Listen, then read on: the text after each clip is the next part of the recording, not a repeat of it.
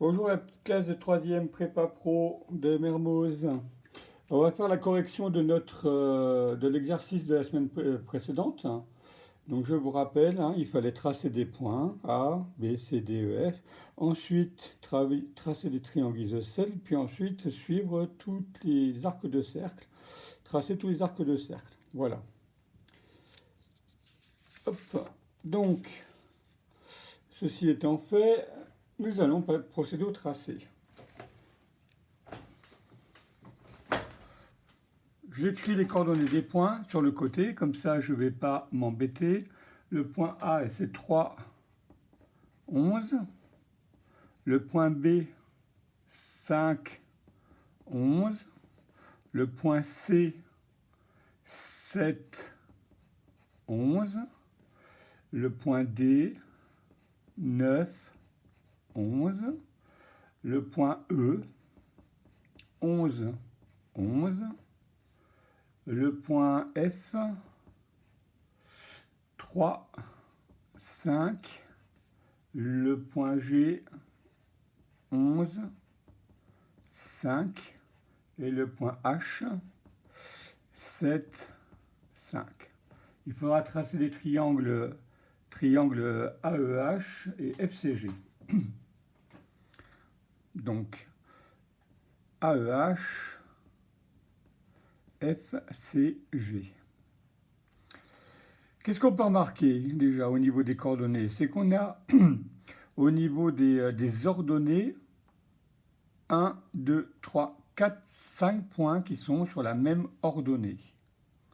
Et nous en avons 3 qui sont sur une autre ordonnée, l'ordonnée des 5.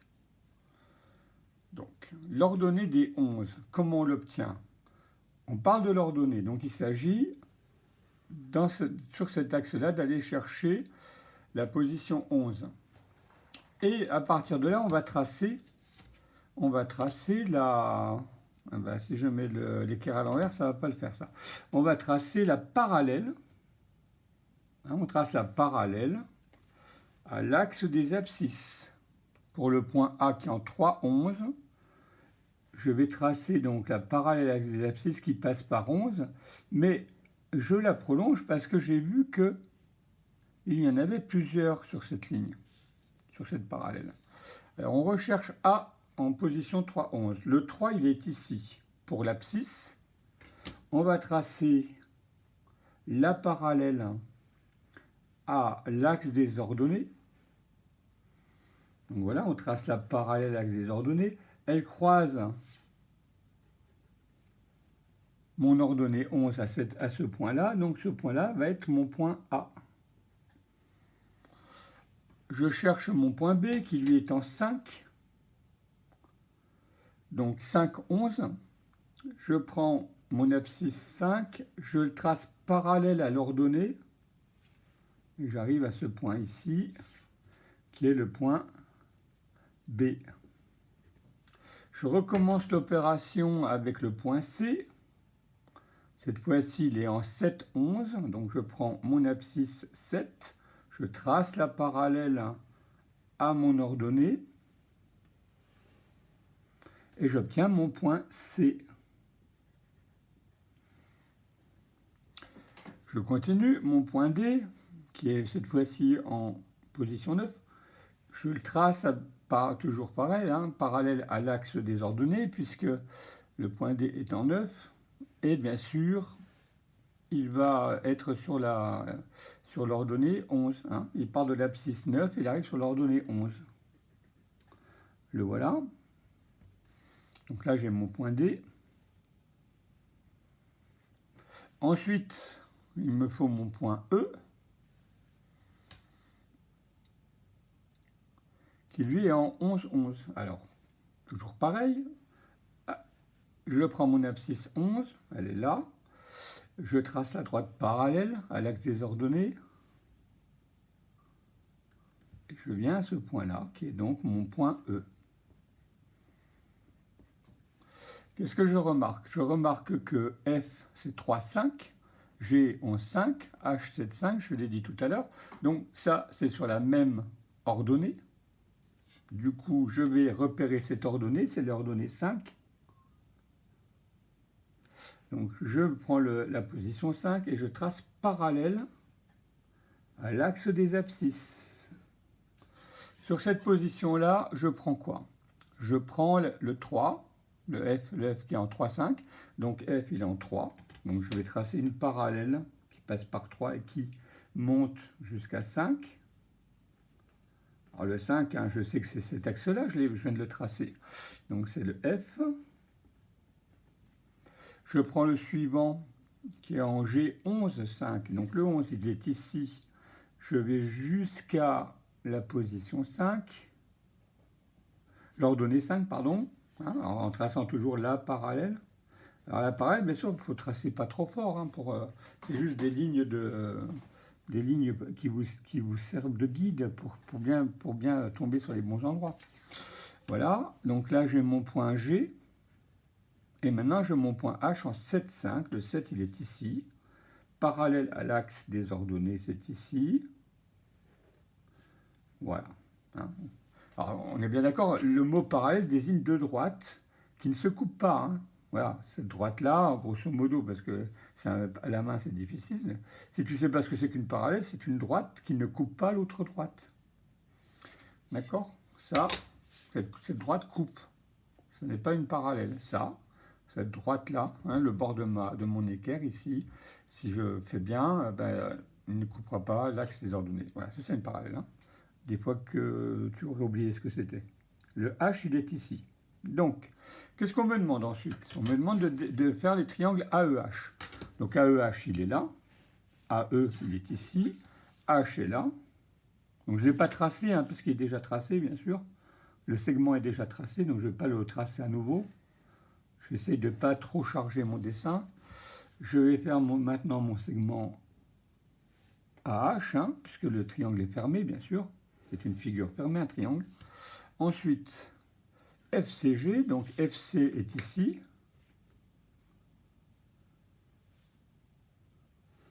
Figure fermée, elle a un périmètre. Hein. FCG, hop. Voilà. Et bien sûr, la ligne FG, mais bon, pareil, hein, tu vois, elle est là, je ne vais pas la refaire. Ensuite, on me demande quoi? Ensuite, on me dit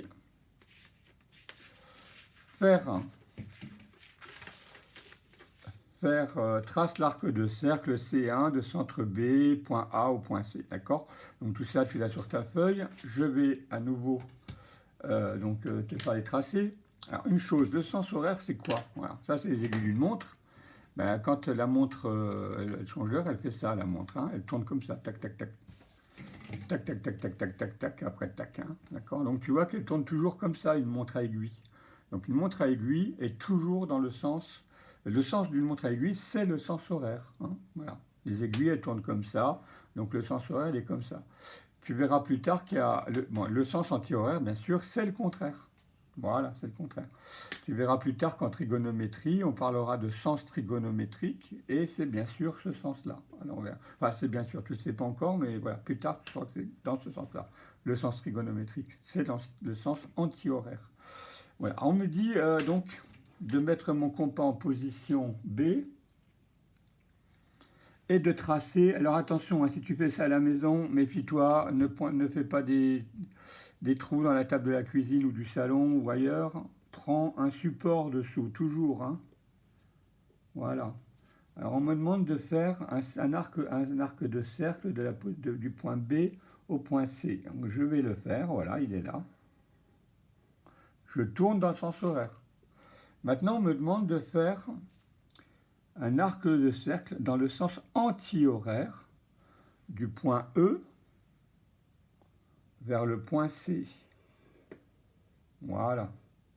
Ça, c'est le cercle C1. Ça, c'est le cercle, l'arc de... Excuse-moi, c'est pas un cercle, c'est un arc de cercle C1 et C2. Ensuite, on me demande, on ne me donne pas le rayon pour le deuxième, on me dit de poser... Donc le premier, c'est un rayon de 2 cm. Hein, 2 cm. Tu es sur un papier millimétré, donc chaque petit carré ici fait 1 mm de côté. Donc là, tu en as 10, plus 10, ça fait bien 2 cm, 20 mm en tout. Le deuxième, on ne me dit pas le rayon, mais on me dit de me mettre sur le point A. Donc je me mets sur le point A, voilà. Et de tracer jusqu'à la coupure du segment AH. Donc le segment AH, c'est cette droite, c'est ce segment-là, hein, c'est pas une droite, c'est un segment, c'est-à-dire qu'il est porté sur une droite.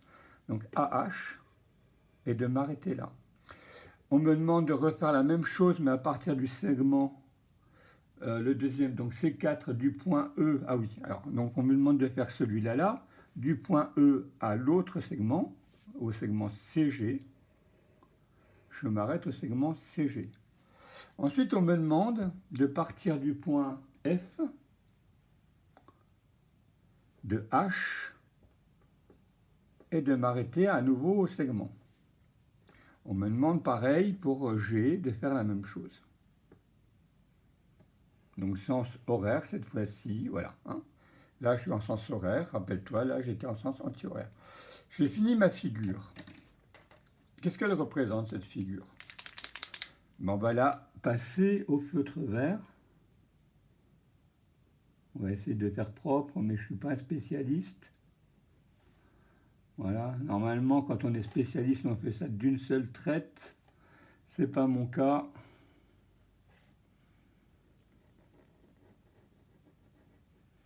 Voilà. Ah, je tremble un peu, hein, je suis désolé, mais c'est pas... Voilà. Choux.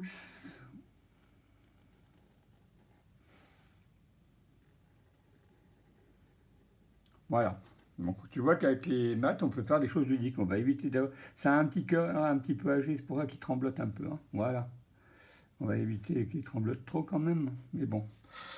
Donc voilà, avec un peu de mathématiques, on peut faire des choses très, très jolies, des choses même artistiques. Il existe des peintures et tout ça qui sont basées sur des figures géométriques.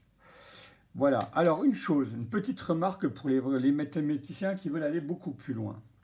Dans cet exercice, le triangle FCG, c'est un triangle isocèle, de même que le triangle AEG. Excuse-moi, AEH, sont deux triangles isocèles. Mais pour que la figure soit parfaite, ces triangles devraient être équilatéraux et non pas isocèles. Pourquoi on a fait un triangle isocèle au lieu de faire un triangle équilatéral? Parce que c'était plus facile pour vous et pour la classe de prépa pro. Comment le transformer en triangle isocèle? En fait, ce bras-là, par exemple, il aurait dû être trouvé avec le compas. Mais là, je n'irai pas plus loin, c'est juste pour te montrer que si j'avais mis mon compas comme ça, là, j'aurais pu trouver un point H un petit peu décalé ici. Et là, cette branche-là et cette branche-là auraient été pareilles. J'aurais trouvé l'autre point en faisant comme ça, et mon petit point H aurait été légèrement décalé, et là, j'aurais eu un triangle parfait, isocèle. Il est vraiment tremblotant, ce feutre. Allez, je vous dis à tous au revoir. J'espère que vous allez prendre la correction facilement. N'hésitez pas à reprendre la vidéo en avant, en arrière, pour mettre vos points si sur votre copie c'est faux. Au revoir les 3e prépa pro de Mermoz.